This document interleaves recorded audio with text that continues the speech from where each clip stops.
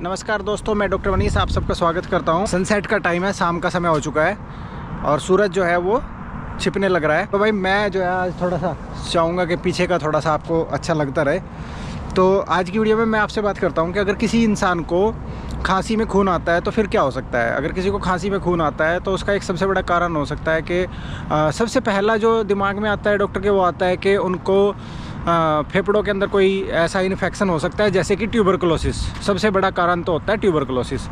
लेकिन अगर उस इंसान को बुखार आ रहा है तो ट्यूबरकुलोसिस की तरफ डाउट ज़्यादा चला जाता है। उसका वज़न कम हो रहा है तो ट्यूबरकुलोसिस का और थोड़ा सा अच्छे से पता चल जाता है। अगर उस आदमी को भूख भी कम लग रही है, रात को जो है पसीने के साथ बुखार आ रहा है तो ट्यूबरकुलोसिस का अच्छे से पता चल जाता है। लेकिन अगर किसी इंसान को किसी प्रकार का न्यूमोनिया हो जाए, है ना, न्यूमोनिया के लक्षण कैसे होंगे कि उसको ना ज़्यादा समय नहीं लगेगा, बीमार एकदम से होगा तेज़ी से। छाती में दर्द भी हो सकता है अगर इन्फेक्शन ज़्यादा होगा तो, सांस में दिक्कत हो सकती है, ऑक्सीजन गिर सकती है।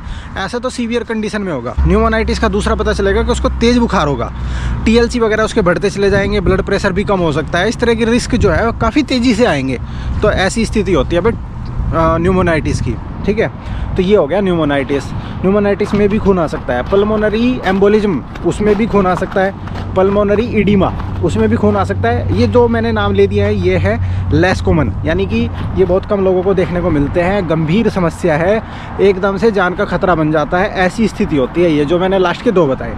तो सबसे पहला कारण होता है ट्यूबरकुलोसिस या फिर छाती का कोई इन्फेक्शन। ऐसी गले से भी इन्फेक्शन हो सकता है, कोई गले में इन्फेक्शन हो उसमें से आ सकता है। प्लेटलेट्स यदि कम हो रही हों तो भी आ सकता है, गले में से नाक में से निकल के आ सकता है। तो कई बार ऐसा लग जाता है कि शायद फेफड़ों की तरफ से आया है, तो प्लेटलेट्स के भी ध्यान देना उस टाइम पे ज़रूरी है। कुछ लोगों को खून के विकार होते हैं, ब्लड डिसऑर्डर होता है जिसकी वजह से उनका खून पतला हो जाता है, उनमें भी हो सकता है, लेकिन ऐसा कम होता है। तो सबसे पहले पे जाते हैं और आसान कारण जो होता है उसकी तरफ जाते हैं। तो भाई छाती का एक्सरे, सबसे पहले छाती का एक्सरे कराया जाए। सरकारी हॉस्पिटल से भी छाती का एक्सरे हो जाता है, फ्री हो जाता है। डिजिटल एक्सरे करवाना है जब भी करवाना है, वैसे अब सब जगह इंडिया में डिजिटल ही होने लग गया है एक्सरे, उससे पता चल जाता है। दूसरा TB का जो टेस्ट होता है वो आप किसी भी सिविल हॉस्पिटल से जाके, बलगम का टेस्ट CB नाट बोलते हैं उसको, CBNAAT, ये टेस्ट होता है वो करा सकते हैं। इसके अलावा मोन्टुक्स टेस्ट होता है, पर उस पर अब थोड़ा सा ट्रस्ट कम करते हैं डॉक्टर। मोन्टुक्स टेस्ट भी करा सकते हैं, कुछ तो सहायता मिलेगी उससे, ठीक है जी।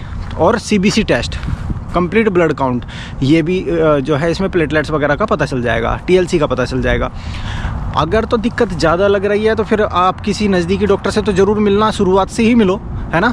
तो उनकी सलाह लेकर के थोड़ा सा और आसान हो जाएगा, क्योंकि वो अच्छे से एग्जामिन कर सकते हैं आपके फेफड़ों को, अच्छे से स्टेथोस्कोप से चेक कर सकते हैं, देख सकते हैं। अच्छा जी, अब इसके साथ साथ और क्या किया जा सकता है। देखो, अगर कभी कभार बहुत हल्का सा लग करके आ गया तो उसमें बहुत ज़्यादा चिंता नहीं करनी है। इतनी ज़्यादा चिंता करने से कोई फ़ायदा नहीं होता, ठीक है।